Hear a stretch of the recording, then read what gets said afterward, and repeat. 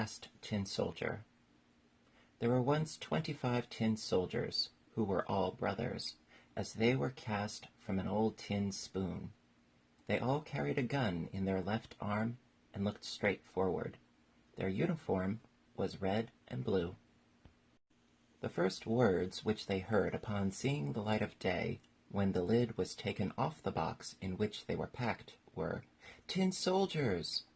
These words were uttered by a little boy who had received them as a birthday present, and clapped his hands for joy. He then put them in rank and file on the table. One soldier looked exactly like the other. Only one, who had been cast last of all, when there was not enough tin, was not like his brothers, for he had only one leg. Nevertheless, he stood just as firmly on his one leg as the others on two, and he was the one who became remarkable. On the table on which they were placed were many other toys, but what caught the eye most of all was a pretty little castle of cardboard. Through its small windows one could look into the rooms. Before the castle stood little trees surrounding a clear lake, which was formed by a small looking-glass. Swans made of wax were swimming on it, and were reflected by it. All this was very pretty, but the prettiest of all was a little lady who stood in the open door of the castle. She was cut out of paper, but she had a frock of the whitest muslin on, and a piece of narrow blue ribbon was fixed on her shoulders like a bodice, and on it was fixed a glittering tinsel rose as large as her whole face.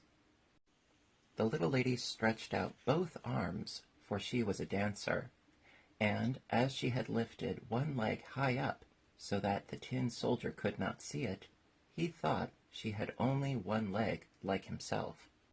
"That is a wife for me," he thought, "but she is very grand. She lives in a castle, while I have only a box, which I share with 24. That is not a place for her, but I must make her acquaintance." And then he laid himself at full length behind a snuff-box, which was on the table. From his place he could see the little well-dressed lady, who continued to stand on one leg without losing her balance. At night the tin soldiers were put back into their box, and the people of the house went to bed. Now the toys began to play, to pay visits, to make war, and to go to balls. The tin soldiers rattled in their box, for they wished to take part in the games, but they could not raise the lid. The nutcrackers made somersaults. The slate pencil enjoyed itself on the slate. They made so much noise that the canary woke up and began to talk, and that in verse. The tin soldier and the dancer were the only ones who remained in their place. She was standing on tiptoe with her arms stretched out. He stood firmly on his one leg, never taking his eyes away from her for a moment. When the clock struck 12, suddenly the lid of the snuff-box was flung open. There was no snuff in it, but a small jack-in-the-box who had performed his trick. "Tin soldier," said the jack, "don't covet things that do not belong to you." The tin soldier pretended not to hear anything. "All right, wait till tomorrow," said the jack. When the morning had come and the children were up, the tin soldier was placed on the window-sill. All at once, whether through draught or through the jack, the window flew open, and the soldier fell headlong down into the street from the 3rd story. That was a terrible fall. His one leg high up in the air, he stood on his helmet, while his bayonet entered into the ground between the paving stones.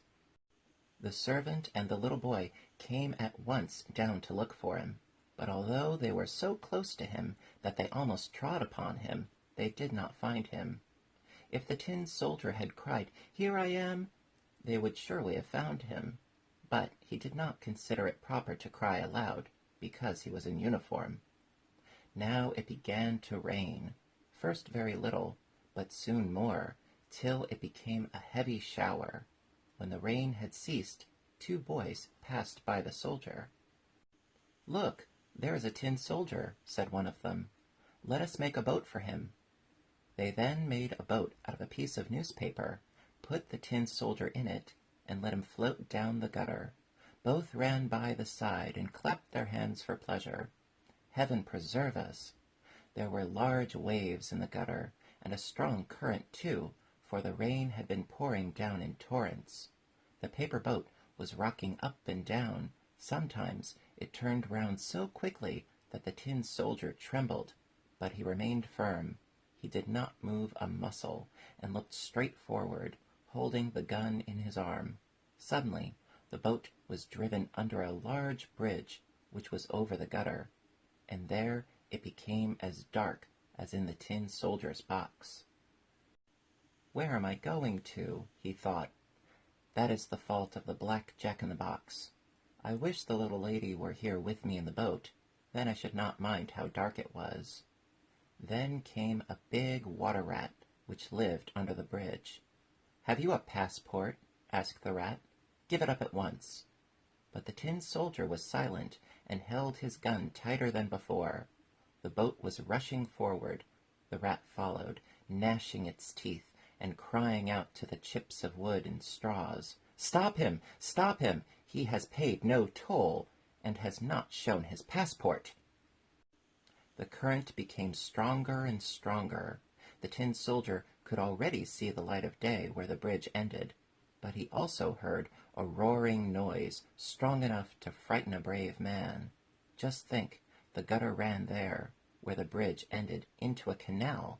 That was for him as dangerous as for us to cross a big waterfall. He was already so close to it that stopping was impossible. The boat drifted on. The poor tin soldier held himself as stiff as he could. Nobody could say of him that he had blinked an eye. The boat rapidly whirled around 3 or 4 times, and was filled with water to the very brim. He must sink down.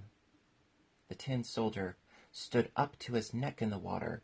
Deeper and deeper sank the boat. More and more the paper became wet and limp. Then the water closed over his head. He thought of the sweet little dancer, which he should never see again, and it sounded into his ear. "Farewell, soldier, true and brave, nothing now thy life can save." Then the paper boat fell to pieces, and the tin soldier, sinking into the water, was swallowed up by a large fish. It was indeed very dark inside the fish, much darker than under the bridge over the gutter, and, in addition, it was awfully narrow. But the tin soldier remained firm, and lay down at full length, holding his gun tightly in his arm.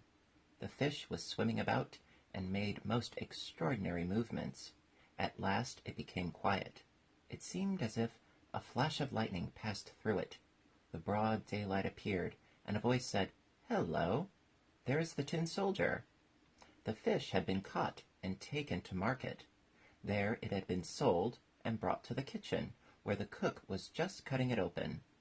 With 2 fingers she took the tin soldier round the waist, carried him into the room to show everybody the wonderful man who had been traveling about in a fish's stomach. But the tin soldier was not proud. They put him on the table, and there, what strange things occur in this world, he was in the same place where he had been before. He saw the same children, and the same toys were on the table.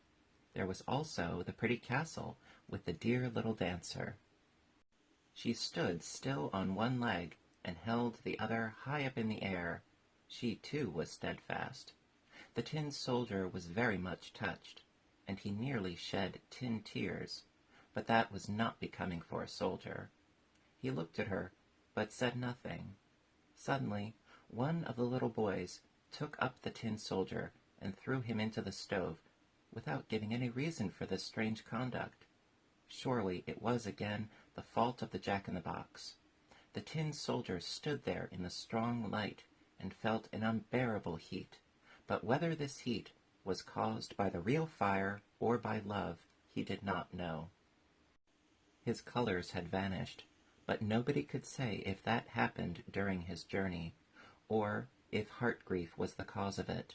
He looked at the little lady, and she looked at him, and he felt that he was melting, but he still stood upright, with his gun in his arm. All at once a door flew open. The wind seized the dancer. She flew like a sylph into the stove to the tin soldier, where she was burnt and gone in a moment. The tin soldier melted down into a lump, and when the servant cleared out the cinders on the next morning, she found it in the shape of a little tin heart. Of the little dancer, only the tinsel rose was left, which had become as black as coal.